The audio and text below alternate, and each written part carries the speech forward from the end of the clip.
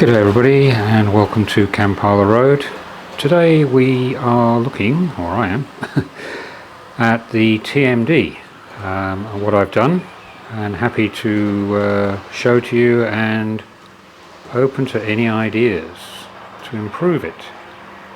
TMD is way over there.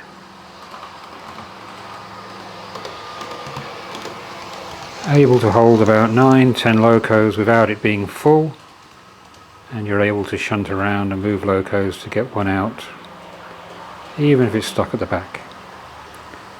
So without further ado, we'll have a quick look at the layout, what's on there, and then I'll show you the truck plan. Okay, this is the 105 Craven. I've had this for a long time. I think I bought it 2017. I brought it to Australia during COVID. Never used it until now. I thought the layout probably needed something other than loco haul. Don't really like DMUs, but this one's got a bit of character about it. So she's on the analog line at the moment, running in, or I have run it in. I've not dared to put a chip in it yet because it's the old-fashioned type. You need two. From those days. Old-fashioned motor. The motor is a tower motor at one end. So I've got a it's 8-pin. So I've got a one of those Hornby TXS.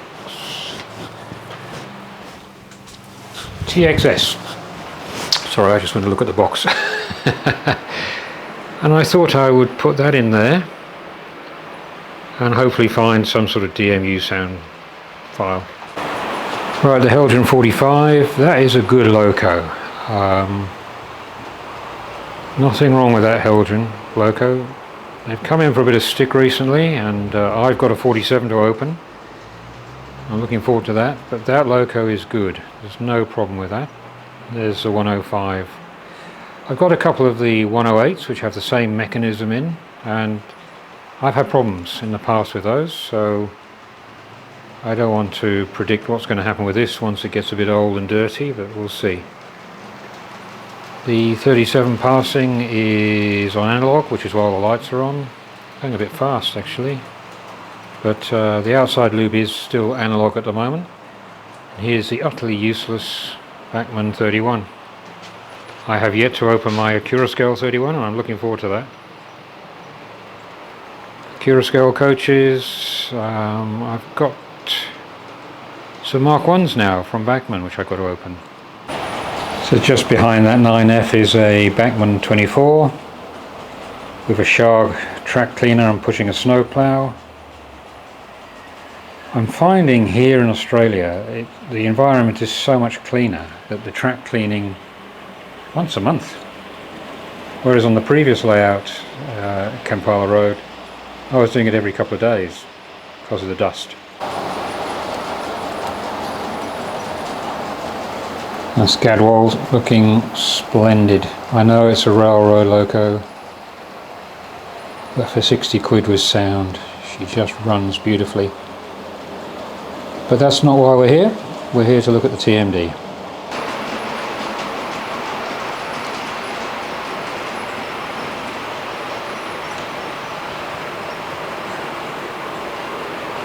So what was important to me was making sure I could have an operating TMD, not one that is full of locos that you can't move, but ones that you could store a reasonable number of locos and have enjoyment moving them around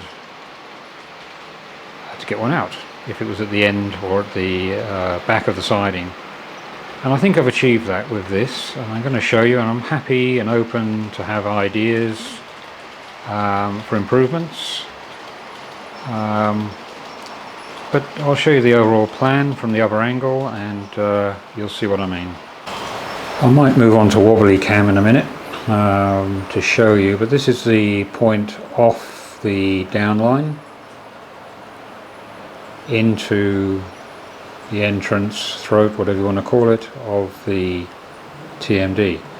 Now that point there is leading to a head shunt which heads down that way where that point pack is, and a bit of track. That'll be a head shunt come DMU siding. So that's from the head shunt entrance into the TMD. Now on the right the line goes and heads to the main shed. On the left, which is a second radius curve, which is a little bit tight, it's the only one on this layout, that line heads to the other side of the layout and to the turntable area and back onto the main line. I'll come on to that. So here we have the inner track leading to the shed, which divides again where the class 20 is. The outer track you can see behind is the one that goes right round to the other end of the layout, and there is a spur there for the small siding for an 08, whatever it may be, fuel tanks, not sure yet. So the 20 and the 47 are sitting on a line that I'm going to design with a catenary on for electric locomotives. The line on the inside heads to the shed. Now we'll get closer. So there we have the three lines. One on the left, as I said, going to the other side of the layout. The middle one with the 47 and the 37s will probably have a catenary for electric locomotives, because I do intend to have electric locomotives on this layout. It seems to be flavour of the month as well. And then the inner line on the right there heads to the shed, or one of the sheds. There's only one shed on the layout at the moment. Okay, so the 37 is about to head into the shed. So as you see the shed at the moment, on the left there is a 37, which will be the end of the catenary. There are 4 locos in that shed at the moment. The 37 you see, behind that is a class 20, and behind that is a 56. Where that other 37 is moving now, there is a 50, class 50 at the end of the line. So all in all I've got 1, 2, 3, 4, 5, 6, 7, 8, there's 9 locos, excluding the 47 there on the left. There are 9 locos in this small area, and there's room to move them around. So I can shunt, play around, move things around, etc., and have a bit of fun. Just stop that 37. Let's move her in a bit further actually, make it look a bit... there, stop her, turn around, bang, there you go. So if I pan back, hopefully you can see what's going on.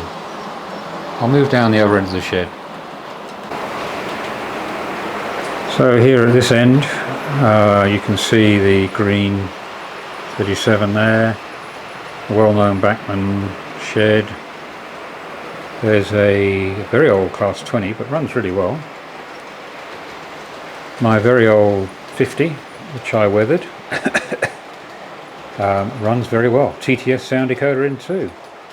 And it's never been successful, this 56. When I bought it, it had the old problem of seized up grease in the gearboxes and had to be pulled apart. I do have a BR blue one, which is brand new. I may swap this out and get the BR blue one on. But that's the end of the line as far as the TMD on those 2 sidings is concerned. Now I hope this makes sense, but that's the siding, or sorry, the exit from the downline from the other end into the TMD. If that makes sense, you're doing better than I am. There is a double slip which allows locomotives to move from either the up or the down into the TMD. So if I move to the left, that point there, the right hand turnout which is empty, that will lead to the turntable, which is just underneath the camera here, there, and the turntable will feed into a steam depot. So the only way into the steam depot is on the turntable, to make life a bit interesting. I'm looking forward to that. It's got to be code 75, which is why I've stopped progress. No local model shop here has got code 75. So the track coming in now, follow it round, hopefully the camera will stay in focus, comes into TMD from this side of the layout, and that's where the 47 is sitting at the moment. Now I'm just on the roof of the shed which I showed earlier, and I'm planning to have another shed, and this is where I'll want some critique or comments, please, because just there I'm planning to have another shed which has a through line. Right, the 47 is going to move to where the other shed is going to be eventually when it gets going. She comes. Wonderful loco this. And backmen get it right, they really do, don't they? I'm just going to break her there. So where that loco is now, I'm intending to put a shed. It's going to move that large loco 47 up next to a stablemate. Hopefully I don't ding the Vi-Trains one. Right, okay. So I am planning another shed here. That's, at the moment I've got the Hornby diesel maintenance depot, which is actually a real building. I've got a picture of it. And that shed will be here. So it means that the shed will have a through line, if you like, and that line is really intended for storage all the way up. It's not really meant to be a through line from one end of the layout to the other. It will be storage, but it does mean the shed has a line that runs from one end of the layout to the other through it. Does that exist in any sort of shape or form anywhere on the railways? Or am I doing something completely wrong? So there'll be a shed here, and then a second shed will be up there, and a lot of rubbish and stuff will be, I'm not sure about 70s TMDs. There's a lot going on at the moment with hard standings. So there's a lot about depots online at the moment. I see Key World spruiking a new manufacturer for hard standing. Then there's the traditional guys who do it, cardboard ones. You can make your own. I've done my own in the past with polyfiller. I'm going to have a look at what 70s sheds look like. They may have had hard standing in the shed, but maybe not all the way around like they do today, which is pristine clear with yellow lines everywhere. I don't know. But I would like it to look a mess. Now I'm ready to admit that all things being equal, I'm pretty slack on this layout. It's been a very slow burn. I've seen other YouTube layouts, you know, really taken shape in the time I've managed to lay, I don't know, 5 yards of track. But I enjoy playing trains, to be honest with you. I just love playing trains, and this set of sidings, moving locos around, is really going to give me a lot of enjoyment, because if I want that class 50 right at the back there, I can move locos around fairly easily to get it out. If I want that 37 in the picture there, I can get it out without having to lift or the hand of God getting involved. There's the bells toll. This 55 has trouble over points. Bad Wellman blames his tools. Great loco there. So yes, I can now got a depot that can hold 9-10 locos without it being crowded. I've also got another couple of small sidings that can hold an 08 and a DMU, as I demonstrated in the soon-to-be extra bit of track work. Just can't remember what it's called. But that's it. That's the TMD as it is. I will take you over to the double slip to show you what I mean, how the through line joins the layout at the other end. Just going to follow the 47 along this bit of line. Oops, nice runaway loco there. It's the trouble when you've got a telephone as your accelerator thingy, you can touch it by mistake. So that's the entrance to the turntable and the point leading to it, and this is coming from the TMD which I've just shown you, and the loco will now head across this set of medium points onto a double slip, and it can go now up onto the up line or down onto the down line into any of those sidings now. So that means the TMD has an entrance from anywhere on any line on the layout, and as it happens it's going into, well, I'm glad it's not going into the other one, it would have collided. It's heading towards where? Oh yep, it's heading towards the clear line, which is the down line. It's another angle as she enters now, leading off the down line.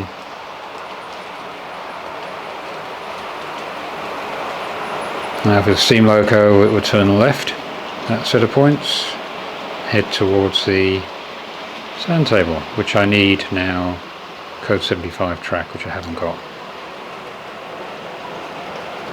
But in the meantime, the diesels will head round to their lodgings. Beautiful loco this. I've got to detail it. Then I've got to ask the question, do I do my weathering special? Utterly ruin it.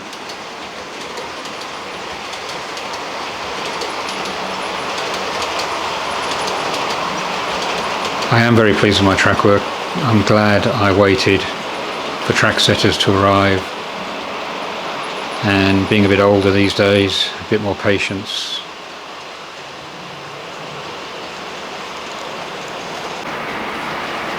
So that's really the plan. I think what I've got to do now to create a bit more interest in this layout is to actually start detailing. None of this track you see is pinned down on the sidings here. I have put the droppers in. We've all got droppers, not connected to the bus, but yep, I've got to pin it down. Let's just slow it down a bit there. Crawl. Pin it down, and then maybe this area I should start detailing to create a bit more interest on the layout, rather me just sitting watching trains go around. That's on speed step 0 according to the Z21.